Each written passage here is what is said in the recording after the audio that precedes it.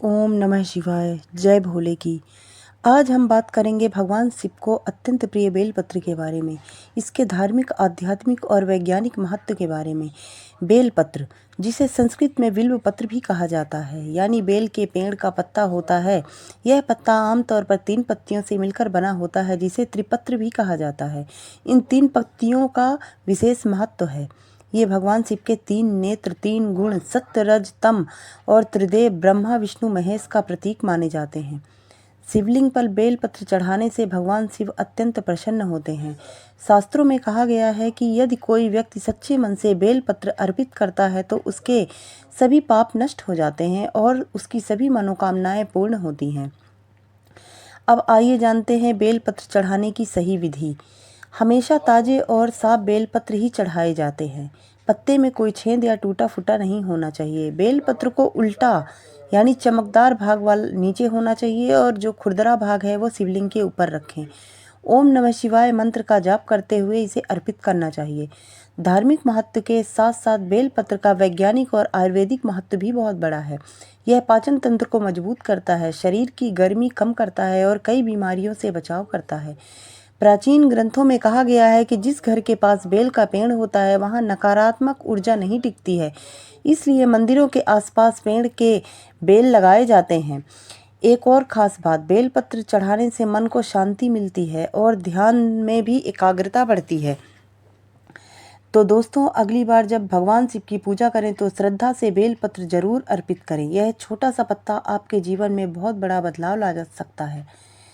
अब हम सुनेंगे एक छोटी सी कहानी जो शिव और बेलपत्र से जुड़ी हुई है। एक बार एक गरीब शिकारी जंगल में शिकार की तलाश में गया। पूरा दिन बीत गया लेकिन उसे कोई शिकार नहीं मिला। रात हो गई। वह डर के कारण एक पेड़ पर चढ़ गया। वह पेड़ बेल का था। वह रात जागते रहने के लिए वह पेड़ की पत्तियां तोड़कर नीचे गिराता रहा।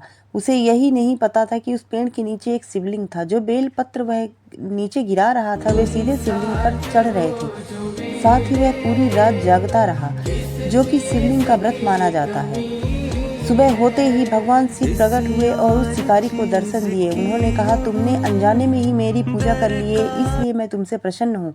उस दिन से वह शिकारी एक अच्छा इंसान बन गया और उसका जीवन बदल गया।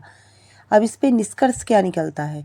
बेलपत्र सिर्फ एक पत्ता नहीं बल्कि श्रद्धा, शुद्धता और भगवान शिव का कृपा का प्रतीक माना जाता है। बेलपत्र तोड़ने के कुछ नियम भी हैं। महाशिवरात्रि के दिन, अमावस्या और पूर्णिमा संक्रांति के दिन रात के समय इसे नहीं तोड़ना चाहिए। इसे कैसे तोड़ना चाहिए मैं बताती हूँ। सुबह स्नान करके शुद्ध अवस्था में ही तोड़ें। ओम नमः शिवाय बेलपत्र मंत्र बोलते हुए तोड़ें। नाखून से नहीं बल्कि हाथ से सावधानी पूर्वक तोड़ें। पेड़ को नुकसान नहीं पहुँचाएं। ध्यान रखें, टूटा, छिद्र वाला या सूखा बेलपत्र भगवान को नहीं चढ़ाएं। एक बार चढ़ाया हुआ बेलपत्र धोकर दोबारा भी चढ़ाया जा सकता है। हमें सोमवार के दिन भी बेलपत्र नहीं तोड़ना चाहिए। चतुर्थी, अष्टमी और नवमी की तिथियों में भी हमें बेलपत्र नहीं तोड़ना चाहिए। अगर ये दिन पड़ रहे हैं तो हमें एक दिन पहले बेलपत्र तोड़कर धुलकर रख लेना चाहिए।